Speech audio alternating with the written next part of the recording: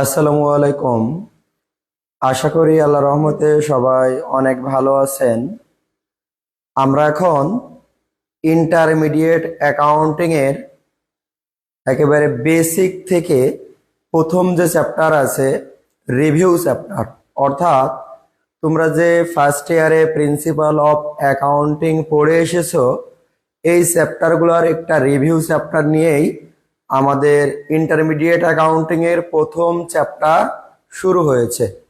তো আমরা এই বিষয়ে একটা পূর্ণাঙ্গ ধারণা দেওয়ার চেষ্টা করব। যারা লাইভে যুক্ত হয়েছো, কে কোথা থেকে যুক্ত হয়েছো একটু জানিয়ে দাও, এবং আমার কথা ক্লিয়ারলি শোনা ও বোঝা যাচ্ছে কিনা একটু কমেন্টে বলো। ইনশাল্লাহ আমরা এখনই শুরু করব, একটু শেয়ার করে। তোমরা যারা লাইভে আছো একটু শেয়ার করে দাও।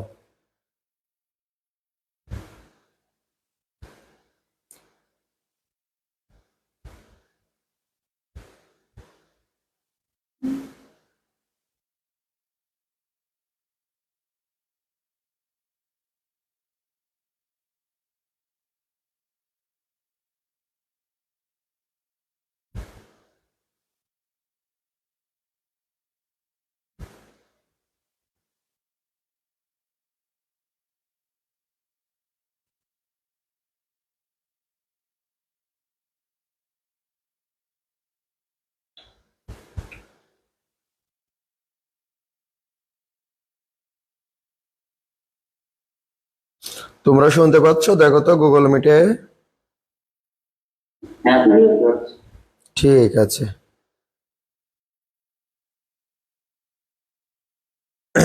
তোমাদের এই চ্যাপ্টারটি প্রিন্সিপাল অফ অ্যাকাউন্টিং এর সাথে মিল আছে, ঠিক আছে?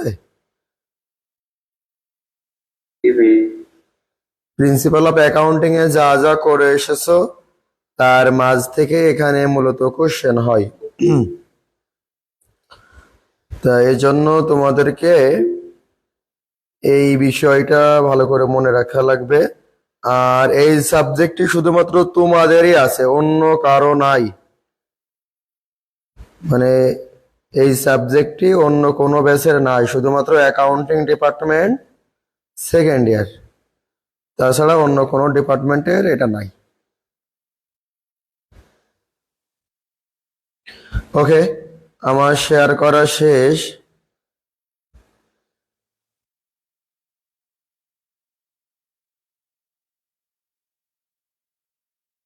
আমরা তাহলে এখন শুরু করি।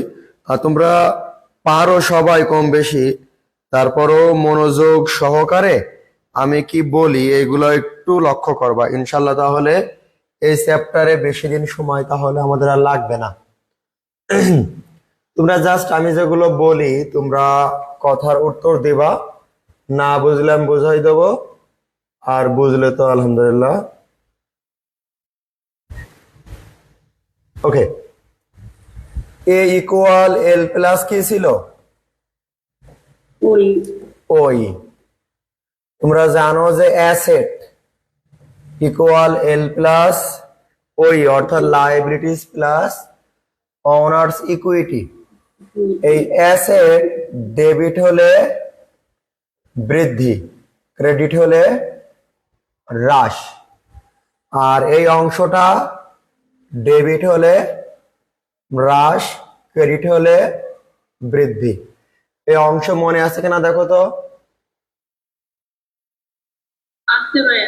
ওকে, এখন এই অংশের পর আমরা যদি জার্নালে আসি, জার্নাল বোঝ হতো। এক নাম্বার মনে করো নগদে যদি বিক্রয় করা হয় তাহলে যাবে দেখি নগদ টাকা আসে, তাই ক্যাশ ডেবিট, আর সেলস ক্রেডিট। এই অংশটায় যদি বাকিতে বিক্রয় করা হয় account receivable debit, sales credit গেল। এখন যদি ক্রয় সংক্রান্ত হতো, মনে করো না নগদে ক্রয় করেছো, তা ক্রয় করলে কি হয়? পারচেজ ডেবিট, আর টাকা চলে যায় ক্যাশ ক্রেডিট। এবার মনে করো তুমি বাকিতে ক্রয় করেছো, পারচেজ তো থাকবেই তাই না, পারচেজ ডেবিট। এগুলোই কারো সমস্যা আছে? এগুলো বেসিক, কিন্তু কোনো সমস্যা আছে এগুলাই? সমস্যা নাই। মানে অনেকের মনে হতে পারে যে ভাই এগুলো তো একটা বেসিক বিষয়, কারণ আমরা একটা বেসিক থেকে আলোচনা না করলে পরে যদি আসে তখন তোমাদের ঝামেলা হবে, এই জন্য আমরা একেবারে বেসিক থেকে ঝালাই করে যাব।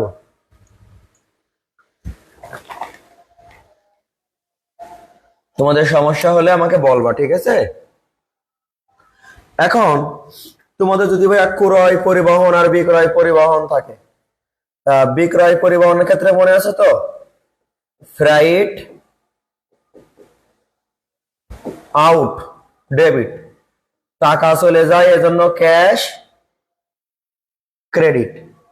আর ক্রয় পরিবহনের জন্য কি ছিল? ফ্রাইট ইন ডেবিট, টাকা চলে যায় এক্ষেত্রেও তাই ক্যাশ ক্রেডিট। Okay fine. এরপর যদি মনে করো না বিক্রয় ফেরত হয়, তাহলে বিক্রয় ফেরত হলে যাবে কি হয়? ঠিক উল্টায় দাও, সেলস রিটার্ন আর অ্যাকাউন্ট রিসিভেবল ক্রেডিট। ক্রয় ফেরত হলে ঠিক উল্টায় দাও, accounts payable debit, purchase Returns credit. Okay fine. এরপর আসো, যদি তুমি বিক্রয় করেছো আর ওই টাকা পেয়েছো, টাকা পাওয়ার সময় কি হয়? Cash debit. কার কাছ থেকে পেয়েছো? অ্যাকাউন্ট রিসিভেবলের কাছ থেকে। এখন তুমি ক্রয় করেছো, টাকা পরিশোধ করেছো, কাকে পরিশোধ করবা? আর ক্যাশ। এখানে কোনো ডিসকাউন্টের লেনদেন ছিল না। এখন যদি বলি ডিসকাউন্টের লেনদেন আছে, তাহলে কি বলবা? ক্যাশ ডেবিট, ক্যাশের সাথে সেল ডিসকাউন্টও কি হবে? ডেবিট। আর ক্রেডিট হবে অ্যাকাউন্ট রিসিভেবল। এখানে মনে করো তুমি ডিসকাউন্ট লেনদেন আছে, তার মানে অ্যাকাউন্টস পেয়েবল তো ডেবিট হবেই, cash credit, purchase discount credit. এইগুলাই তো আমাদের মেন বেসিক জার্নাল, নাকি বলো? এখন যদি ব্যবসা শুরু করতো তাহলে কি যাবে দিতা? যা যা নিয়ে শুরু করছো সব ডেবিট। মনে করো ক্যাশ টাকা নিয়ে শুরু করেছো, ফার্নিচার নিয়ে শুরু করেছো, ব্যাংকের টাকা নিয়ে শুরু করেছো, ইকুইপমেন্ট নিয়ে শুরু করেছো, তারপর এই জাতীয় যত বিল্ডিং নিয়ে শুরু করেছো, তাহলে সব কি ডেবিট। আর ক্রেডিট কি হতো? ক্যাপিটাল। এখন যদি তোমার দায় থাকে, যেমন accounts payable, notes payable, bank loan, এগুলো থাকলেও কি হবে? ক্রেডিটে বইবে। এই সম্পদগুলো সব যোগ করবা আর এই দায়গুলো সব যোগ করবা করে যে ক টাকা ঘাটতি ওই ক টাকায় কোথায় বসে? ক্যাপিটালে। আর দায় না থাকলে যোগ করে সব টাকায় কোথায় বসে? ক্যাপিটালে বসে। বিষয়গুলো ক্লিয়ার কিনা একটু বলো। ঠিক আছে, এই সিস্টেমগুলো মনে রাখবা। হ্যাঁ, কোনো সমস্যা আছে কিনা বলো আমাকে আর একটু।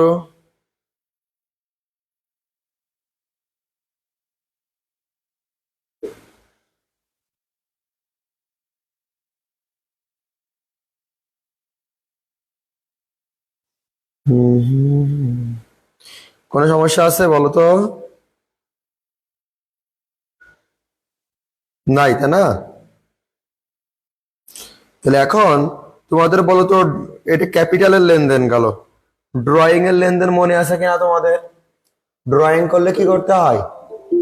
ড্রয়িং মালিকের পক্ষ থেকে যাই ড্রয়িং করে তাই ডেবিট। আর যা যা ড্রয়িং করেছে হতে পারে ক্যাশ টাকা, হতে পারে কি সেলস, হতে পারে পারচেজ, হতে পারে মালিক ব্যক্তিগত প্রয়োজনে ব্যাংক থেকে উত্তোলন করেছে, সবগুলো আলাদা আলাদা কি হবে, ক্রেডিট হবে। এগুলো তো তোমাদের মনে আছে। তাহলে এই গেল আমাদের বেসিক জার্নাল। এই চ্যাপ্টারে তোমার এই বেসিক জার্নাল বাদেও তোমার আসতে পারে অ্যাডজাস্টিং জার্নাল। অ্যাডজাস্টিং এর রুলগুলো মনে আছে তোমাদের? 1 নম্বরে অ্যাডজাস্টিং নিয়ে আলোচনা করি তোমাদের। মনে করো তুমি বাকিতে বিক্রয় করেছো, এটা লেখা হয় নাই, বাকিতে বিক্রয় করেছো অথচ কি হয়নি, লেখা হয় নাই। তাহলে যাবে দেখে হবে, তোমরাই বলো। একটু আগেও শেখা গেছে, এটা আমাদের অ্যাডজাস্টিং শেখাচ্ছে। কি শেখাচ্ছি? অ্যাডজাস্টিং। তাহলে তুমি বাকিতে বিক্রয় করেছো অথচ লেখা হয়নি, তাহলে যাবে কি হবে, account receivable debit sales credit. এগুলো আমি উপরে বিস্তারিত লিখে দিচ্ছি না, কারণ রিপিট করতেছি। ফার্স্ট ইয়ারের পড়াটা আমরা রিপিট করতেছি, নতুন কোনো কিছু না। ফার্স্ট ইয়ারের অংশই রিপিট করতেছি, আমরা দ্রুত শেষ করার জন্য এটা রিপিট করতেছি।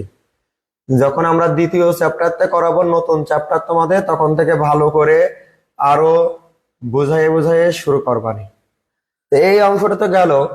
এরপর মনে করো তোমার যদি অবচয়ে জাবেদা হয়, অবচয় জাবেদা কি হয়, depreciation expense debit,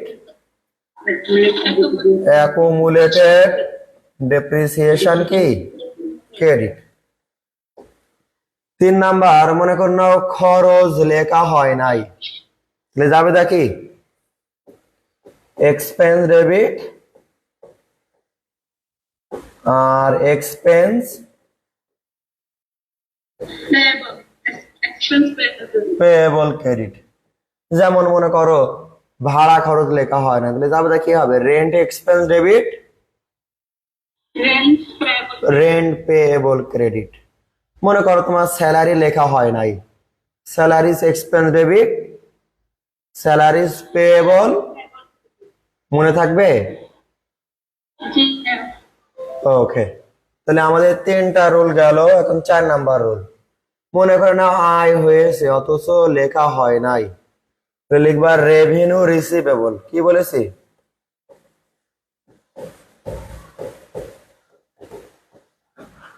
revenue receivable debit আর রেভিনিউ ক্রেডিট। যেমন তুমি মনে করো তুমি উপভাড়া দিয়েছো, কি দিয়েছো, সাব রেন্ট, সাব রেন্ট মানে উপভাড়া, মানে তুমি ভাড়া নিয়ে আরেকজনকে ভাড়া দিয়েছো, বা তোমাদের বাসা ভাড়া দিছো, এর জন্য তুমি টাকা পাবা। এই জন্য তুমি তখন লিখবা ওই আয়ের নাম কি, রেন্ট, লিখবা রেন্ট রিসিভেবল ডেবিট আর রেন্ট রেভিনিউ ক্রেডিট। তাহলে এই 4টা গেল আমাদের মুখস্থ বিদ্যা। এই 4টা বাদে আরো 2টা আছে মুখস্থ। 5 নাম্বার মনে করো তোমার অনাদায়ী পাওনা হয়েছে, যাকে আমরা ইংলিশে ব্যাড ডেট বলি। ব্যাড ডেট কার উপরে কাটা হয়,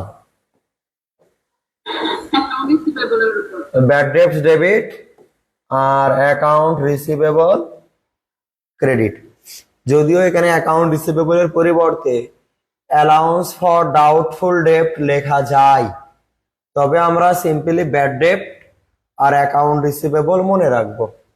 6 নাম্বারে আমাদের কি ছিল মনে আছে তোমাদের, যদি আমাদের কস্ট অফ গুড সোল্ড লিখতে হয় কখন, যদি ক্লোজিং ইনভেন্টরি থাকে, মানে ক্লোজিং ইনভেন্টরির জন্য আমাদের কি অ্যাডজাস্টিং জার্নাল হয় কি, cost of good sold debit.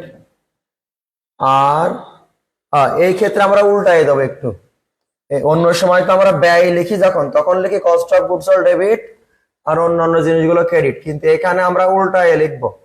এখানে লিখবো মার্চেন্টাইজ ইনভেন্টরি, মানে সমাপনী না, এটা তোমার থেকে যাচ্ছে।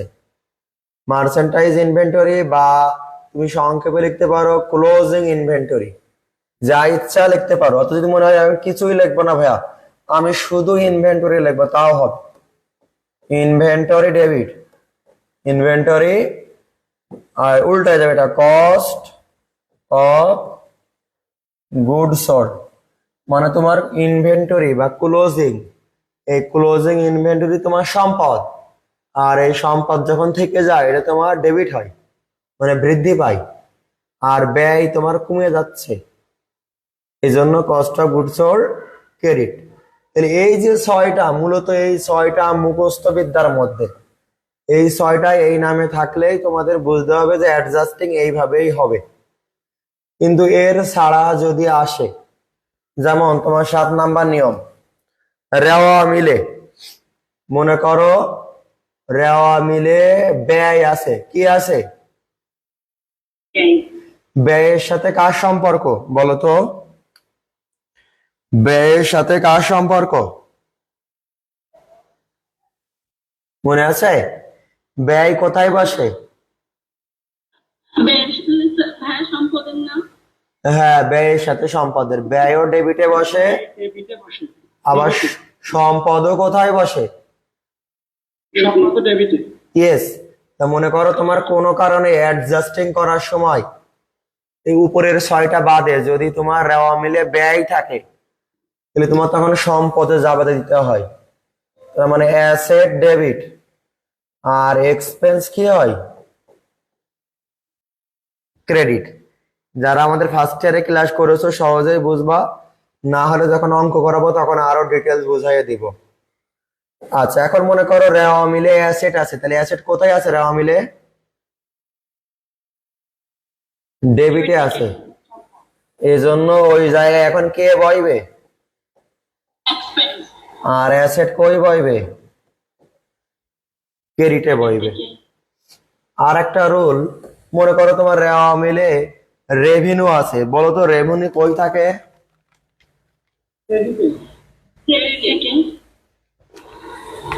তাহলে এখনো কোথায় বইবে? ডেবিটে বইবে। রেভিনিউর পরিবর্তে কে বইবে? লায়াবিলিটিস। এবার 10 নম্বর রুল, মনে করো তোমার রেওয়া মিলে লায়াবিলিটিস আছে, ও কোথায় থাকে? তাহলে ক্রেডিটে থাকে। তাহলে এখন কোথায় বইবে? ডেবিটে বইবে। যারা এই রুলগুলা বুঝতেছো না, অঙ্ক করার সময় বিস্তারিত বুঝাই দেবানি। ওকে, এই হয়ে গেল আমাদের মোট অ্যাডজাস্টিং জার্নাল। এবার তোমার যদি ক্লোজিং জার্নাল আছে, কি জার্নাল? ক্লোজিং। ক্লোজিং মানে সমাপনী জাবেদা। সমাপনী জাবেদা মনে রাখবা আয় ব্যয় আর উত্তোলনের হয়। কার কার হয়? আয় ব্যয় উত্তোলন। তো মনে করো তোমার যদি আয়ের জন্য বলি, আয় সবসময় কোথায় বসে? ক্রেডিটে। তাহলে এখানে এখন অল রেভিনিউ হয়ে যাবে ডেবিট, আর ইনকাম সামারি হয়ে যাবে কি?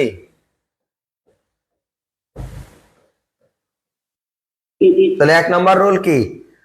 আয়ের জন্য আয় কোথায় বসতো? ক্রেডিটে, এজন্য ক্লোজিং করার সময় উল্টো দিকে বসবে। অল রেভিনিউ মানে যতগুলো রেভিনিউ আছে ডেবিটে বসবে, ওর যোগফলটা ইনকাম সামারি বা ইনকাম স্টেটমেন্ট যে কোনো একটা নামে লিখে দিবা। 2 নম্বর রুল, ব্যয় কোথায় বসে? ডেবিটে। তাহলে এখন ইনকাম সামারি ডেবিট হবে, ক্লোজিং এর সিস্টেম এটা। হ্যাঁ, আর অল এক্সপেনশন কোথায় বসবে? ক্রেডিটে বসবে। দুটো রুল গেল। এই দুইটা রুল মিলায়ে 3 নাম্বার রুল। 3 নাম্বার রুল দুই প্রকার হতে পারে। মনে করো তোমার আয় বড়, কি বড়? আয় বড় বা আয় বেশি। তাহলে আয় বেশি হলে তখন মনে রাখবা ইনকাম সামারি ডেবিট, আর ক্যাপিটাল কি হয়? ক্রেডিট হয়। এখন মনে করো এখানে যে কোনো একটা হবে, কিন্তু এ বি এর মধ্যে যে কোনো একটা হবে। এখন মনে করো তোমার ব্যয় বড়, কি বড়? ব্যয় বড় হলে ক্যাপিটাল ডেবিট, আর ইনকাম সামারি কি হবে? ক্রেডিট। তিনের কিন্তু যে কোনো একটি হবে, দুটো না, কিন্তু যে কোনো একটি। মানে আয় বড় হলে ক্যাপিটাল বৃদ্ধি পায়, আর ব্যয় বড় হলে ক্যাপিটাল হ্রাস পায়, এর জন্য ক্যাপিটাল ডেবিট হয়েছে, না বোঝনি? আর 4 নম্বর একটা রুল আছে উত্তোলনের জন্য। উত্তোলন সবসময় কোথায় লেখো? ডেবিটে লেখো। তাহলে এখন ক্যাপিটাল লিখবা ডেবিটে, আর উত্তোলন কোথায় চলে যাবে? তাহলে এই আমাদের ক্লোজিং জার্নাল শেষ। ওকে, এরপর আমাদের আছে কি অ্যাডজাস্টিং, ক্লোজিং গেল, আর একটা আছে রিভার্সিং, তাই না?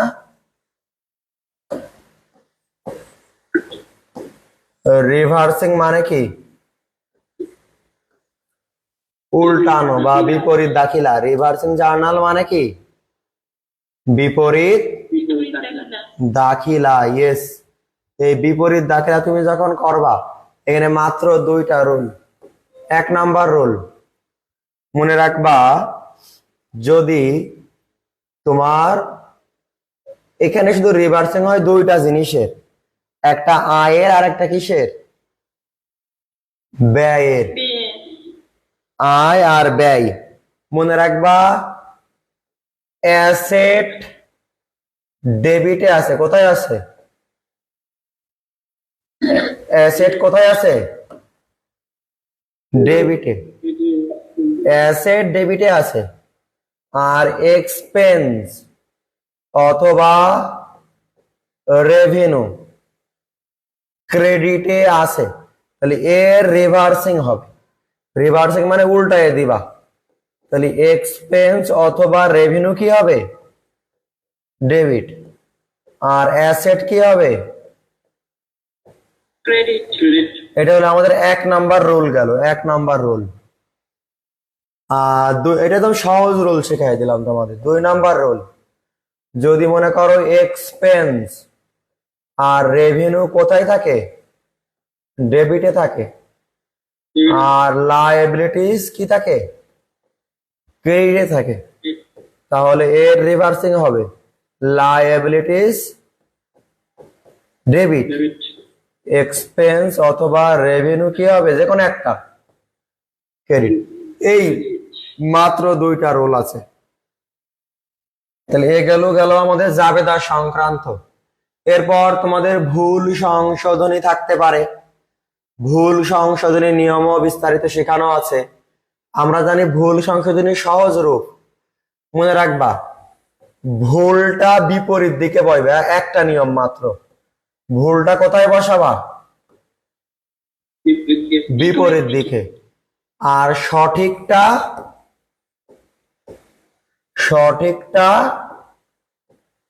সঠিক জায়গায়।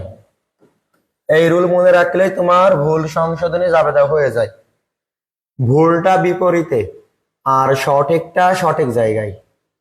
এখন সঠিকটা যদি সঠিক জায়গায় লেখার হিসাব না খুঁজে পাও, ওই জায়গায় সাসপেন্স বসে, মনে আছে? সাসপেন্স বসে। ওকে, আর অঙ্কের মাধ্যমে আসলে আমি বিস্তারিত বুঝাবারি, কারণ এই চ্যাপ্টার গুলো সব ফার্স্ট ইয়ারে, তো এজন্য আমি তোমাদের আরো সময় বেশি দিতে যাচ্ছে না, কারণ এগুলো তোমরা নিজেরাও বাসায় বসে দেখলে অনেকটা বুঝবা, আর আমাকে শেখাতে হবে নতুন চ্যাপ্টার গুলা। এজন্য আমি তোমাদেরকে এই অধ্যায়ে সময় দিতে চাচ্ছি না বেশি। আচ্ছা গেল, হ্যাঁ ওই হালকা হালকা করে দিয়ে যাচ্ছি। আর অঙ্ক যখন আইবেনি, অঙ্ক করাবো না আবার এই চ্যাপ্টারে, তখন ওই অঙ্কের সময় বিস্তারিত বোঝাই দিবানি। আচ্ছা, এখন তোমার এখানে এই যেগুলো বললাম, এগুলো মূলত বেশি আসে তোমার এই অ্যাডজাস্টিং আর এই ভুল সংশোধনী মূলত তোমাদের পার্ট বিতে আসে। কোথায় আসে? পার্ট বিতে যদি আসে। আর না আসলে পার্ট সিতে একটা বড় অঙ্ক দেয়, আর আগে বেশিরভাগ বড় অঙ্ক দিত ক্যাশ ফ্লো, মনে করো তোমার ক্যাশ রিসিভ, ক্যাশ পেমেন্ট এই জাতীয়, অথবা ওয়ার্কিং ক্যাপিটাল, অথবা মানে ওয়ার্কশিট, অথবা তোমাদের দিত অ্যাকাউন্টিং ইকুয়েশন। কিন্তু ইদানিং দেয় ব্যালেন্স শিট। কি দেয়? Balance sheet. তা ব্যালেন্স শিটে তোমাদের ধাপ কয়টা মনে আছে? আমরা প্রথমে কি নির্ণয় করি? Income statement. ইনকাম স্টেটমেন্টের বাংলা অর্থ কি? আয় বিবরণী বা বিশদ আয় বিবরণী। ও ভাই, আমরা যদি আয় সংক্রান্ত করি মানে সেবা ধর্মী, তাহলে আমরা শুধু লিখবো কি সার্ভিস রেভিনিউ ডেবিট, আর অন্যান্য এক্সপেন্স বিয়োগ করলে আমাদের নেট প্রফিট চলে আসে, তাই তো? এখন যদি আমরা ব্যয় মানে সেবা ধর্মী না করে উৎপাদন ধর্মী করি, তা তুমি জানো এখানে প্রথমে কি আইবে? সেলস। সেলস থেকে বাদ যায় সেলস রিটার্ন, তারপরে কি সেলস ডিসকাউন্ট, আনরেকর্ডেড সেলস যোগ হয়, যোগ করে যা হয় এটা কি বলা হয়? Net sales. এই নেট সেলস থেকে আমরা কি বিয়োগ করি মনে পড়ে?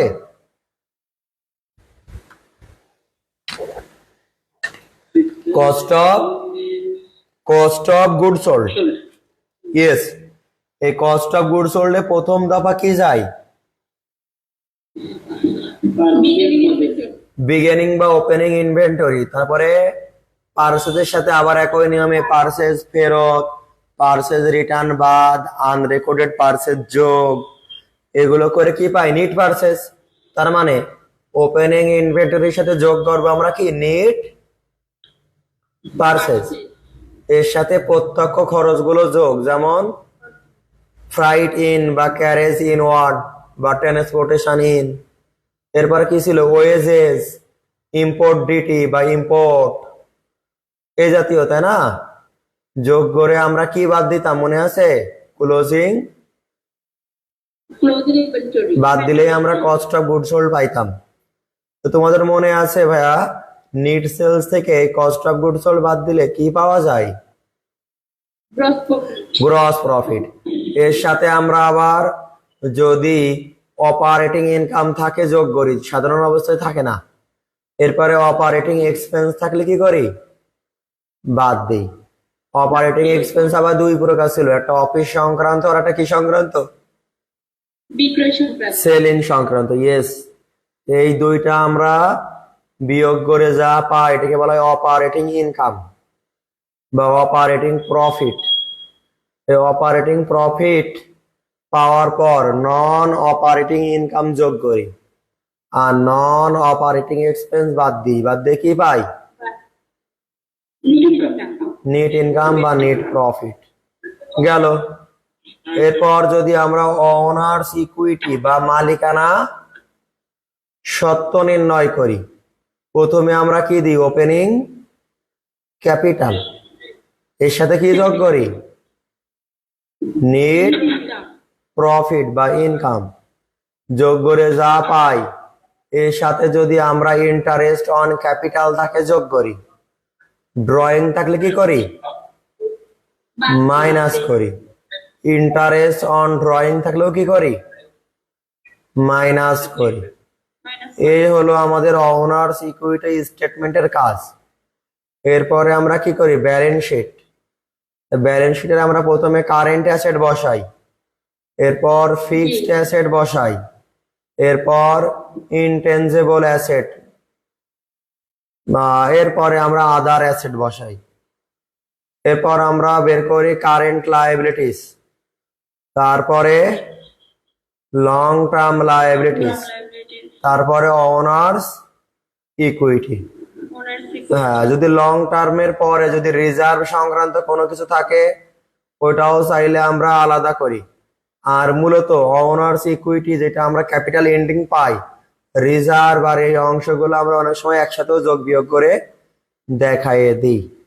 তাই এই জিনিসগুলাই হলো আমাদের কি এই চ্যাপ্টারের বেসিক বিষয় বা আলোচনা। মানে এই চ্যাপ্টার করতে হলে আমাদের এই বিষয়গুলো অবশ্যই অবশ্যই প্রয়োজন হবে। তা এখন আমি তোমাদের যে কথা বলতেছি ভাইয়া, মূলত দাঁড়াও, তোমাদের আমি একটা চ্যাপ্টারের শিট দিই, ইন্টারমিডিয়েট অ্যাকাউন্টিং। ওকে, 1 নাম্বার চ্যাপ্টার।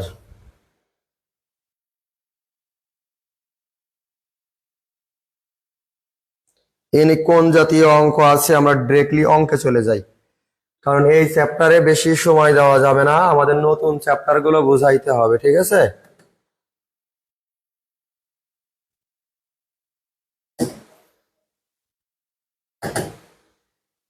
এই যে ভাইয়া, আমরা তোমাদের 2 নাম্বার কি প্রথম যে চ্যাপ্টারটা বুঝাইলাম, এই বুঝানোর মধ্যে দেখো তোমাদের চ্যাপ্টারের নাম চলে এসছে।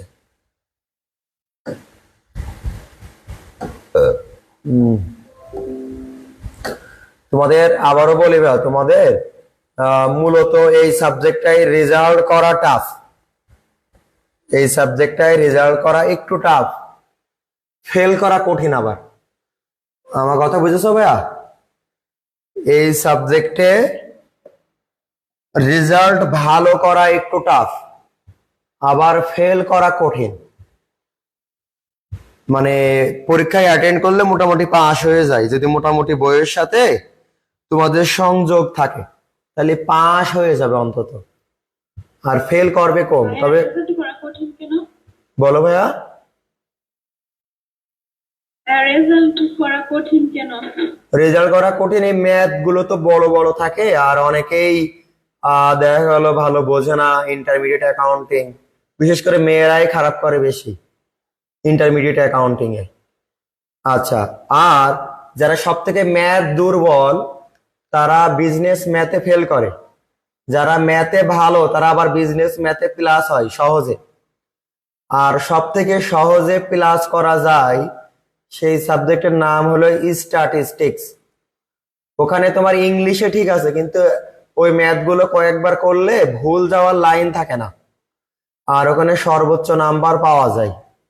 মানে ম্যাথ করেই প্লাস হয়ে যায় অনেক সময়, মানে পার্ট এর যে 10টা আছে না, ওই 10টা না লিখেও প্লাস হয়ে যায়, না হলে এ গ্রেড হয়। আর ওই 10টা যদি কেউ প্রথম থেকে পড়ে লিখতে পারে তাহলে তো কোনো কথাই নেই। তার মানে তোমাদের এই ইয়ারে সবার জন্য ভালো রেজাল্ট করা সাবজেক্ট কোনটা? স্ট্যাটিস্টিক্স। কি বলেছি আবার বলো ভাইয়া? এটা সবার জন্য ভালো রেজাল্ট করার একটা সাবজেক্ট, স্ট্যাটিস্টিক্স। ওকে, এরপরে যারা বিজনেস ম্যাথ ভালো পারে, এই ম্যাথে প্লাস করা যায়। এরপর ট্যাক্সে সবার জন্য ফার্স্ট ক্লাস থাকে, যারা একটু টিকা টিকা গোছায় লেখে তাদের ন্যূনতম এ মাইনাস বা এ গ্রেড হয়ে যায়, প্লাস হয় না কিন্তু এ মাইনাস বা এ পাওয়া যায়। কিসে এটা বলো তো? ট্যাক্স। হ্যাঁ হ্যাঁ। আর 4 নাম্বারে মনে করো ইন্টারমিডিয়েট অ্যাকাউন্টিং এ ভালো করা যায়, ইন্টারমিডিয়েট অ্যাকাউন্টিং এ যারা বেশি ভালো পারো তারা ভালো করতে পারবা। আচ্ছা, এরপরে 5 নাম্বারে কম্পিউটার। এই কম্পিউটারে আমি দেখছি অনেকেই এ গ্রেড পর্যন্ত পেয়ে যায়, এ গ্রেড পেয়ে যায় অনেকেই, যদিও থিওরি সাবজেক্ট, কিন্তু একটু যারা চোখ কান খোলা রেখে পড়ে এ গ্রেড পায়। থিওরি সাবজেক্টে এ গ্রেড মানে অনেক, এ গ্রেড পাইতে হলে তোমাকে 70 থেকে 75 পাওয়া লাগে, মানে অনেক নাম্বার। আচ্ছা, এরপর 6 নাম্বারে তোমাদের ম্যাক্রো ইকোনমিক্সেও নাম্বার ওঠে ভালো, ম্যাক্রো ইকোনমিক্সেও নাম্বার ওঠে, কারণ এখানে অত চিত্র নেই। 7 নাম্বারে তোমাদের এই কমিউনিকেশন, এই বিজনেস কমিউনিকেশন এখন থেকেই ভালো করে পড়ো। এটাই আমার দেখা সবাই যোগে জাগে পাস করে, মানে কেউ সি পেয়ে, কেউ ডি পেয়ে, ঠিক আছে, কেউ বি মাইনাস পেয়ে পাস করে। আবার 40% ছেলে মেয়ে বিজনেস কমিউনিকেশনে ফেল করে। তো তোমাদের উচিত হবে বিজনেস কমিউনিকেশন এখন থেকেই পড়া শুরু করে দেওয়া। তোমার পড়ার সিস্টেমটা আমি বলে দিই। তুমি প্রথমে সংজ্ঞাগুলো মুখস্থ করবা, বিশেষ করে পার্ট এ পার্ট এ এর সংজ্ঞাগুলোকে মুখস্থ করো, আমি কিছু সিস্টেম বোঝাইয়ে দিই। যেমন প্রথমে পড়বা কমিউনিকেশন কি, হোয়াট ইজ কমিউনিকেশন, এর সাথে রিলেট করে পড়বা হোয়াট ইজ বিজনেস কমিউনিকেশন। আচ্ছা, যেই পড়া হয়ে গেল, এরপর পড়বে এই জাতীয় যে what is upward communication, what is downward communication, মানে মিল করে খুঁজে খুঁজে পড়বা। আচ্ছা, এই জাতীয় তুমি সিস্টেমেটিক্যালি সংজ্ঞাগুলো যখন মুখস্থ করবা, তখন তোমার পার্ট বি আর পার্ট সি সহজ হয়ে যাবে। আমার কথা বুঝতে পেরেছো?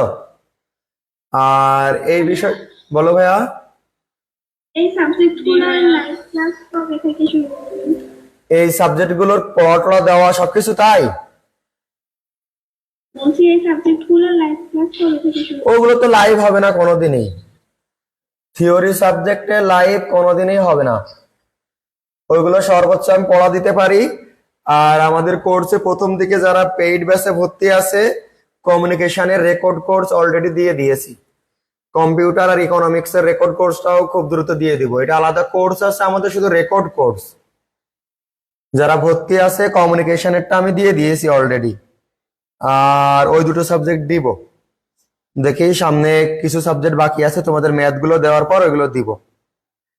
আর ওইগুলোর কোনো লাইভ হবে না, তবে পড়া দিব, আমি ওইগুলোর পড়া দিব। আর এই দেখো পার্ট বি আর সি পড়ার সিস্টেম, সংজ্ঞাগুলো তো মুখস্থ করলা, আর পার্ট বি সি পড়ার সহজ সিস্টেম। তোমরা পয়েন্ট গুলো এখন খাতায় নোট করবা, এই খাতায় নোট করে পয়েন্ট গুলো বেশি বেশি করে পড়বা, ইনশাল্লাহ ভালো রেজাল্ট হবে। বলো বলো বলো বলো।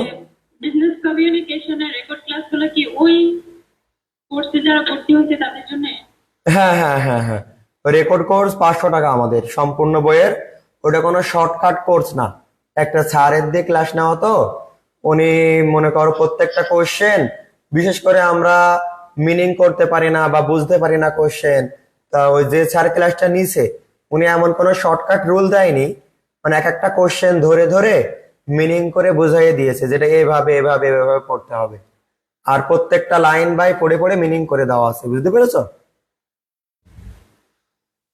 ওকে, তো এখন আমরা যেটা বুঝলাম যে ইন্টারমিডিয়েট অ্যাকাউন্টিং এ ভালো করতে হলে প্র্যাকটিস করতে হবে আর বেসিক জানা লাগবে। আর বেসিক জানলে তুমি এই সাবজেক্টেও এ গ্রেড বা এ প্লাসও করতে পারো। খুব টপার যারা, তারা এ প্লাস পাবা, যারা একটু নিয়মিত হবা তারা এ গ্রেড বা এ মাইনাস পর্যন্ত পাইতে পারো। আর খারাপ হলেও বলেছি এই সাবজেক্টে কি হয় না, ফেল হয় না। তো এই জন্য এই আর এই সাবজেক্টটা আমরা গুরুত্ব দিয়ে পড়বো এখন থেকেই। তাহলে আমরা প্রবলেম 1 দিয়ে শুরু করি আজ। দেখো, Zahid company accumulates the following adjustment are as on December 31, 2014। তাহলে আমাদের অনেকগুলো অ্যাডজাস্টমেন্ট দিয়েছে।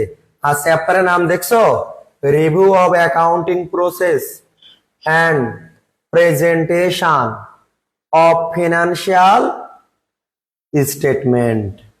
ওকে ফাইন, তাহলে আমাদের 1 নম্বরে কি চেয়েছে দেখো তো, অ্যাডজাস্টিং কি আমি শিখাইছি একটু আগে। এরপর দেখো রিভার্সিং, আর কি আছে দেখো তো, ক্লোজিং। এখন আমি তোমাদের বিস্তারিত বোঝাবো, খুব ভালো করে বোঝো। 1 number, service provided but unbilled, total টাকা কত? 1000। তার মানে কি, মানে কি কে বলতে পারবা, মানেটা কি বলছে?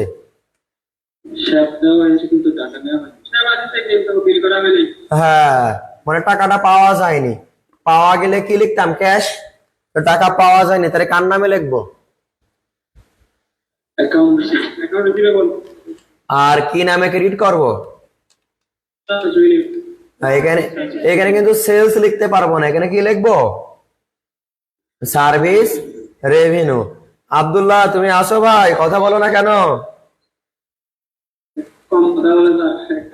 ও এখন কম কথা বলো, ঠিক আছে।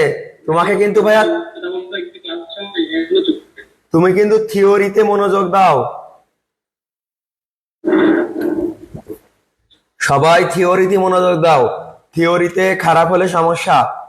ম্যাথ গুলো আমার ক্লাস যা করবা এর বাইরে কিছু করা লাগবে না। এতটুকু তো ফার্স্ট ইয়ারে যারা পড়েছো বিশ্বাস আছে যে না ভাই যা করাই তাই আসে। তো এই জন্য ম্যাথ গুলোই গুরুত্ব না দিয়ে ম্যাথ আমার উপরে ছেড়ে দাও, আর বাকি তিনটা সাবজেক্ট তোমরা বাসায় তারে পড়া শুরু করে দাও। না বোঝোনি আমার কথা? ফার্স্ট ইয়ারে আমরা যা করাইছিলাম তাই আসেনি ম্যাথ। দেখা গেল তোমাদের পরীক্ষার হলে যে মনে নেই এরকম কিছু হতে পারে, কিন্তু আমি তো সব করাইছি নাকি। এই জন্য তোমরা কি করবা, এই ম্যাথের কথা ভুলে যাও, আমি যা করাই তাই করো, আর বাড়ি থিওরি সাবজেক্ট পড়া শুরু করে দাও। তাহলে 1 নাম্বার যাবে যে সবাই ক্লিয়ার? অ্যাকাউন্ট রিসিভেবল আর কি সার্ভিস। 2 নাম্বার দেখো স্টোর সাপ্লাইজ অফ টাকা কত? Has been use. ইউজ মানে কি? ও ভাইয়া ব্যবহৃত হয়েছে। ব্যবহৃত, ব্যবহৃত মানে কি? খরচ। তাহলে এখানে কি প্রকাশ করেছে? খরচ। খরচ হলে কি হয়, ডেবিট না ক্রেডিট? বলো ভাইয়া, খরচের বৈশিষ্ট্য কি, ডেবিট না ক্রেডিট? ডেবিট। তাহলে এখানে সম্পদ কি হয়ে যাবে? ক্রেডিট। তার মানে এখানে যাবে দেওয়া হবে সাপ্লাইজ বা store supplies expense. Supplies expense কি ডেবিট, আর সাপ্লাইজ ক্রেডিট। কত টাকা? এখানে 2000 হবে হয়তোবা। ও এখানে ওটা আলাদা তো। 2000 টাকা আমরা এখানে বসাইয়ে দিব। তাহলে আবারও বোঝো, 1 নাম্বার যাবে তো সবাই ক্লিয়ার? 2 নাম্বারটা কি বুঝেছো সবাই? স্টোর সাপ্লাইজ অফ টাকা 2000 হ্যাজ বিন কি ইউজ। ইউজ মানে কি? খরচ করা হয়েছে বা ব্যয় করা হয়েছে। আর তোমরা জানো তো ভাইয়া, খরচ ডেবিটে বসে না ক্রেডিটে বসে? সবাই একটু কথা বলো তাহলে ভালো হবে। তাহলে খরচ ডেবিট করলাম, আর খরচের সাথে কার সম্পর্ক বললাম? সম্পদের। এই জন্য সম্পদ কোথায় চলে গেল? ক্রেডিটে। 3 নাম্বার আইটেমে আসো, আনআর্ন সার্ভিস রেভিনিউ। এখানে কত, 2000 না 20,000? 20,000ই ধরো মনে করো। হ্যাজ বিন কি? আর্ন। আর্ন মানে কি? আয়। আয়। তাহলে আয় ডেবিটে বসে না ক্রেডিটে বসে? আয় কোথায় বসে? ক্রেডিটে। তাহলে সার্ভিস রেভিনিউ কোথায় বসবে? ক্রেডিটে। বলো আয়ের সাথে কার সম্পর্ক?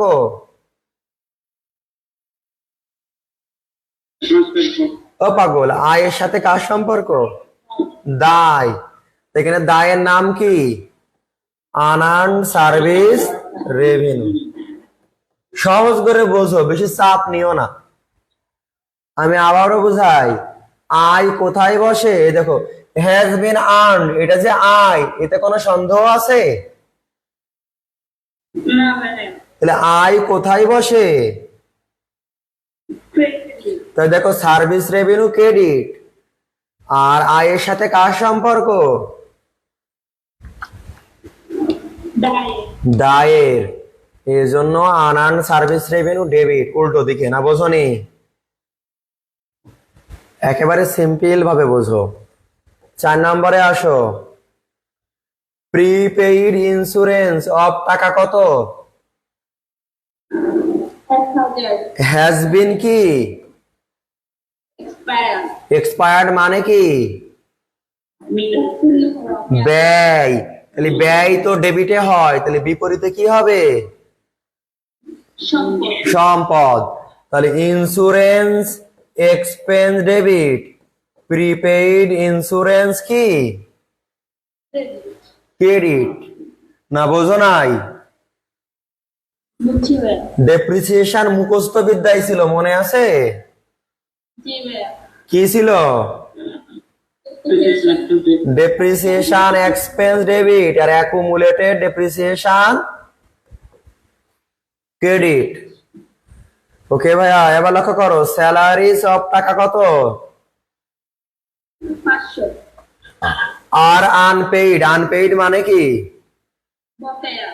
বকেয়া মানে খরচ, বকেয়া থাকলে কি যাবে শিখাইছি? খরচ ডেবিট আর খরচ পেয়েবল ক্রেডিট। তার মানে স্যালারি এক্সপেন্স ডেবিট আর স্যালারিজ পেয়েবল। ক্রেডিট। মনে পড়ছে? ওকে, তাহলে আমরা যাই এখানে। এই দেখো তোমাদের সাথে জাবেদাগুলো: account receivable, service revenue, store supplies expense, store supplies, unearned service revenue, service revenue, insurance expense, prepaid insurance. এবার কি আছে? ডেপ্রিসিয়েশন আর accumulated, salary expense, salaries payable. এই কথাগুলো ক্লিয়ার কিনা দেখো তো ভাইয়া, ক্লিয়ার? এবার দেখো 2 নম্বরে তোমার জাবেদা চেয়েছিল কি? রিভার্সিং। রিভার্সিং মানে উল্টো জাবেদা। উল্টো জাবেদা কাদের হয় বলো? উল্টো জাবেদা কাদের হয়? বলেছিলাম যে ডেবিটে সম্পদ থাকা লাগবে, মনে আছে তোমাদের? আমি একটু দেখাই একবার, এই যেখান থেকে দেখাই মনে।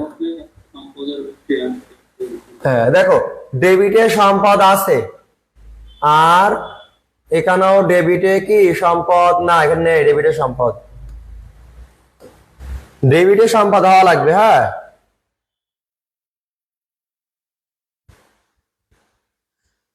ডেবিটে কি আর একটা সম্পদ আছে? নেই। তাহলে এই অংশের উল্টাই দিবা, সার্ভিস রেভিনিউ ডেবিট আর অ্যাকাউন্ট রিসিভেবল কি ক্রেডিট। তাহলে একটা পাইলাম রিভার্সিং এর জন্য। আচ্ছা এবার দেখো, বলো।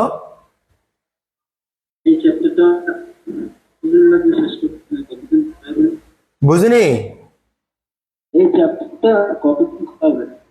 ও, এই চ্যাপ্টারের মধ্যে শীট যা আছে শীট গুলো শেষ করে দেবো।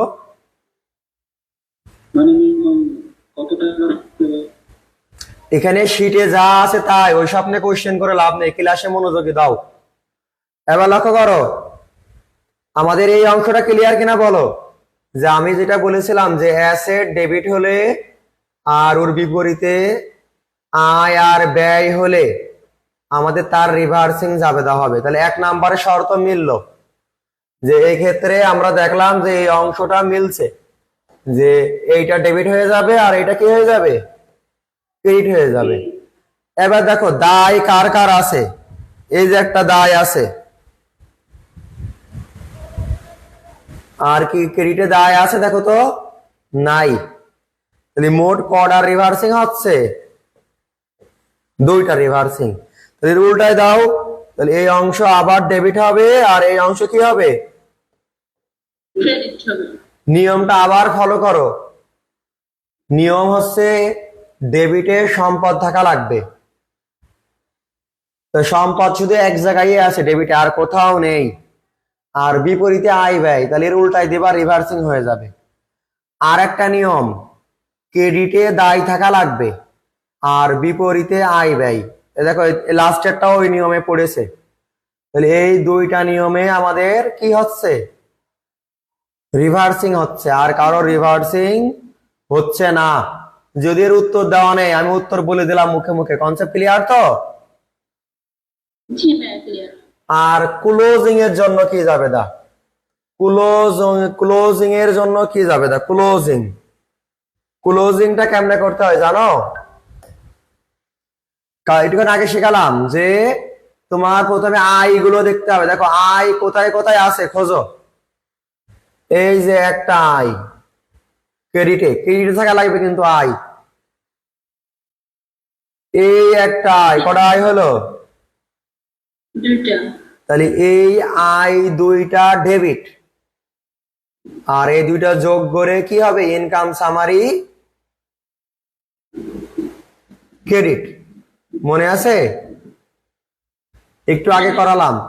তাহলে এটাও ডেবিট করবা, এটাও কি করবা?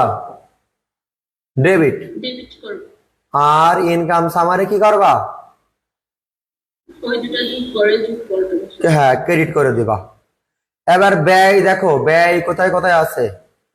ব্যয়ও দেখো, এই একটা ব্যয় পালাম ডেবিটে, এই একটা ব্যয় পালাম, এই একটা ব্যয় পালাম, এই একটা ব্যয় পালাম। তাহলে ব্যয় কয়টা পালাম? চারটা। তাহলে এই চারটা ব্যয় কি করবা? ক্রেডিট। ক্রেডিট। আর এই চারটার ডেবিটে কি লিখবা? Income summary. Income summary. এখানে দেখো 1000 আছে ক্রেডিটে, আর এখানে আছে 2000। তাহলে মোট কত হাজার হলো ডেবিটে? মানে আমাদের আয় হলো কত হাজার? মোট 3000। আর ব্যয়গুলো খোঁজো। ব্যয় আছে 2000, 1000 কত হলো? 3000। আর এই একটা ব্যয় 4000, আর এই একটা ব্যয়, তাহলে মোট ব্যয় হলো কত? 4500। তো তোমরাই বলো, এখানে ব্যয় বেশি নাকি আয় বেশি?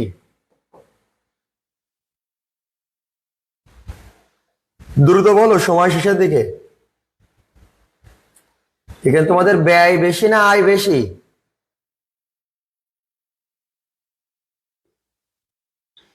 এই তোমরা এখানে দেখছো না চোখে? দেখে বোঝা যাচ্ছে ব্যয় 4500, আয় 3000। তো পাচ্ছ না কেন? মনোযোগী হও। ব্যয় কত আবার বলো? 3500। 4500 লিখেছি দেখো। আর আয়, আয় কত লিখেছি? 3000। 3000। তাহলে এখানে বড় কোনটা? ব্যয় কত টাকা বড়? 1500। 1500 টাকা। তাহলে ওই 1500 টাকা এভাবে লিখবা। তাহলে ব্যয় যেহেতু বড়, তাহলে 3 নাম্বার যাবে দেওয়া হবে ক্যাপিটাল ডেবিট 1500। আর income summary, income summary credit কত? এটা 3 নাম্বার যাবে দা। এই হয়ে গেল তোমাদের কি ক্লোজিং জার্নাল। তাহলে তোমরা এই একটা অঙ্ক পূর্ণাঙ্গ করবা, এই 1 নাম্বার অঙ্কটাই পূর্ণাঙ্গ করবা, করে আছে আমাদের গ্রুপে পোস্ট করবা। কোনো সমস্যা হলে গ্রুপে জানাবা, আমি বুঝাই দেবো। আর আগামী দিনতে কথা না বললে কিন্তু ক্লাস শর্ট করে দেবো। মাস্ট বি ক্লাসে কথা বলা লাগবে। কথা না বললে ক্লাসের সংখ্যা সময় কমায় দেবো। কিন্তু তোমাকে অবশ্যই ক্লাস শর্ট করতে, মানে কথা বলতে হবে। ক্লাসে মুখ বুজে থাকা যাবে না। ওকে, তাহলে এই ক্লাসটা করো। ক্লাস করে তারপরে আমাকে জানাইও সমস্যা হলে।